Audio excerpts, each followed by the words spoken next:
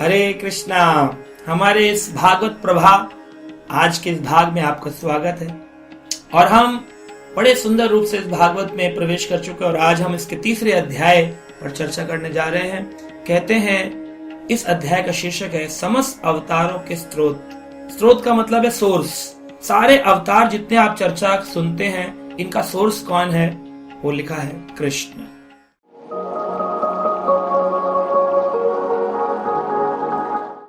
तो यहाँ पर इस अध्याय में 24 अवतारों की चर्चा सुद गोस्वामी ने करी शौनक आदि ऋषियों से नैमिषारण्य में, और उनको बताया कि भगवान कृष्ण ने 24 अवतार लिए और भी कई सारी चीजें बताई कि कृष्ण किस प्रकार से अपना अवतार करते हैं। भगवान कृष्ण से सबसे पहले बलराम जी का अवतार आता है।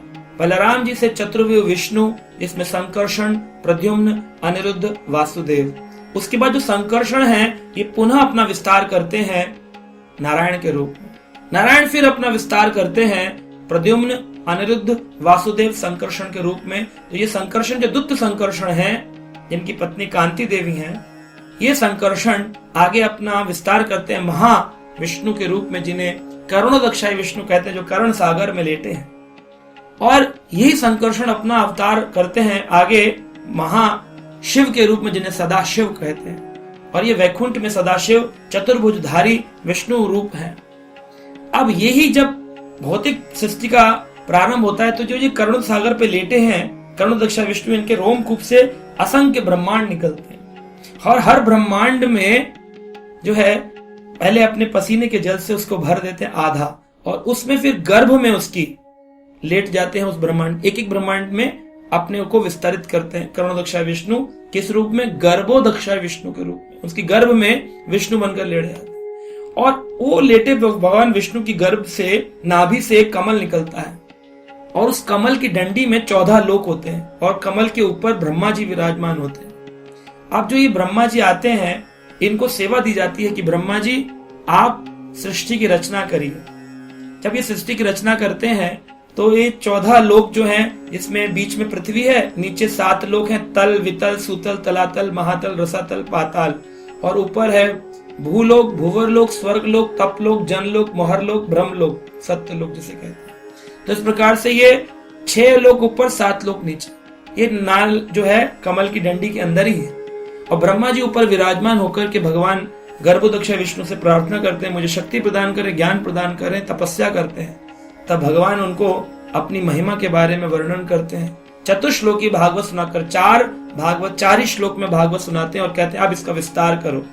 तो ब्रह्मा जी अपने 4 मुखों से विस्तार करते हैं भागवत का और अपने पुत्र ब्रह्मा जी नारद मुनि को इस भागवत का ज्ञान प्रदान करते हैं और वो नारद जी बाद में इस भागवत का ज्ञान वेद व्यास जी को देते हैं, अपने शिष्य को। और वेद व्यास जी जो है वो फिर इस ज्ञान को लेकर के अपने पुत्र शुकदेव मुनि को देते हैं और शुकदेव मुनि उस ज्ञान को परीक्षित महाराज को सुनाते हैं और अनेक ऋषियों को सुनाते हैं, जिसमें सुत गोस्वामी भी सुन रहे हैं, उग्र श्रवासुत।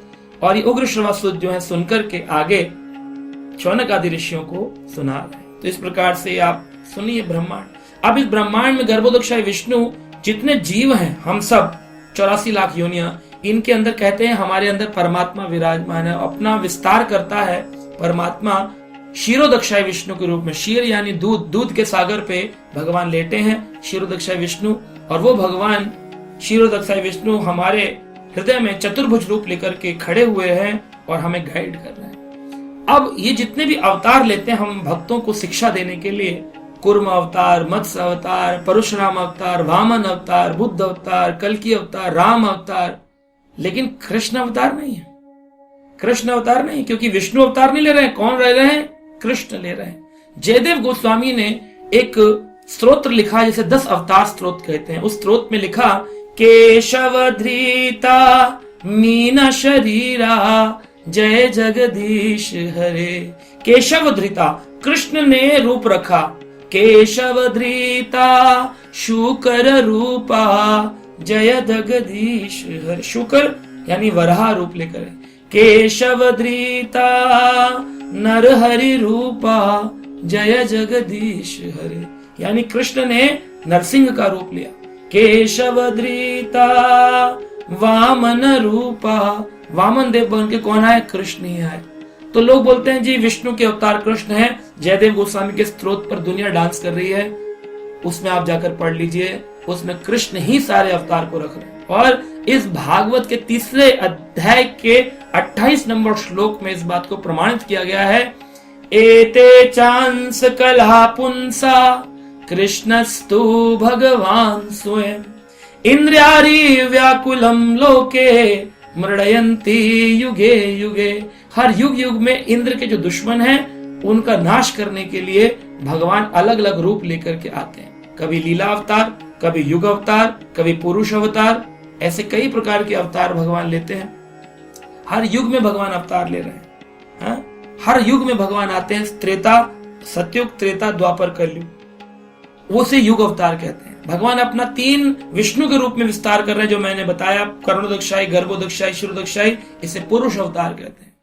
ब्रह्मा जी आगे जब सृष्टि की रचना करते हैं तो एक दिन में 14 मनु की रचना करते हैं, और उस मनु के अंदर जब मनु अपनी सृष्टि को प्रारंभ करते हैं, जिससे हम मनुष्य बनते हैं, उसमें भगवान आते हैं, उन्हें मनवंतर अवतार कहते हैं। उन मनुओं में भी भगवान ही अवतरित होते हैं, मनवंतर अवतार।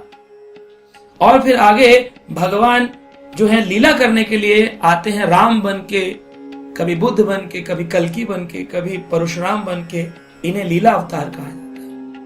और भगवान गुण अवतार करते हैं। कृष्ण अपना रजोगुण से ब्रह्मा का अवतार, सतोगुण से विष्णु का अवतार और तमोगुण से शिव का अवतार करते हैं। इन्हें गुण अवतार कहते हैं। तो गुण अवतार, पुरुष अवतार, लीला अवतार, है ना, मनवंतर अवतार, युग अवतार, और छठा है शक्ति आवेश अवतार। भगवान अपनी विशेष शक्ति अपने विशेष भक्तों को देकर अवतरित होते हैं। जैसे नारद मुनि प्रचार की शक्ति दी है उनको, उसे शक्ति आवेश अवतार कहते हैं। वेद व्यास जी को भगवान ने शास्त्र रचने की शक्ति दी है, इसे शक्ति आवेश कहते हैं। शक्ति का आवेश होता है भगवान की, और व्यक्ति विभूति बन जाता है, विभूतियां बनती हैं। तो 3 शक्ति हैं भगवान की विशेष।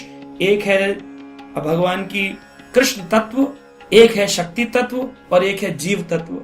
जीव यानी कि हम सब जीव योनियां जो हैं वो भगवान की अंश हैं, और दूसरा है शक्ति तत्व, जो कि भगवान की 2 प्रकार की शक्ति, अंतरंगा, बहारंगा। बहारंगा शक्ति है संसार की दुर्गा, और अंतरंगा शक्ति है भगवान की राधा रानी योग माया। और कृष्ण तत्व तो है ही, तो कृष्ण कहो, विष्णु कहो, राम कहो, क्योंकि तत्व तो सेम है ना। जैसे नमक है, नमक का अगर कोई चीज बनाया जाए तो वो भी नमकीन ही होगी, क्योंकि उसमें आदमी का अगर नमक ज्यादा है, नमक कम है, नमक का कंटेंट नमक ही रहता है। इसको तत्व कहते हैं, कॉन्स्टिट्यूशनल पोजीशन।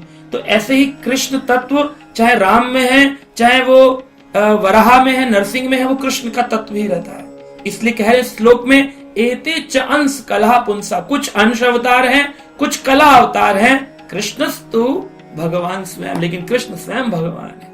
ये सारे अवतार लेने वाले प्रमुख स्तोत्र हैं इस अध्याय में। नाम ही है समस्त अवतारों के स्तोत्र कृष्ण। इतना अगर आप जान जाएं तो आपको भागवत सुनने में और आनंद आएगा। अगला अध्याय का अगले एपिसोड में चर्चा करेंगे। हरे कृष्णा।